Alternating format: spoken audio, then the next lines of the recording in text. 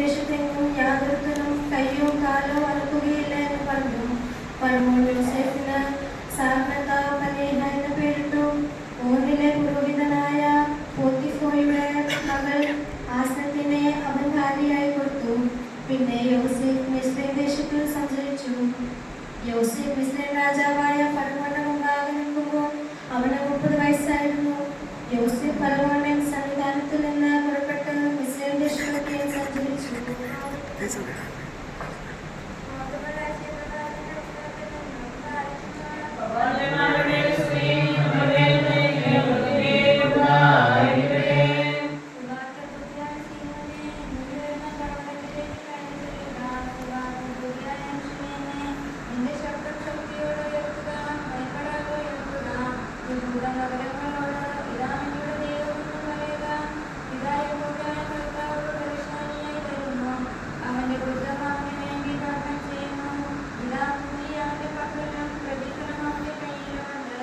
അവരുടെ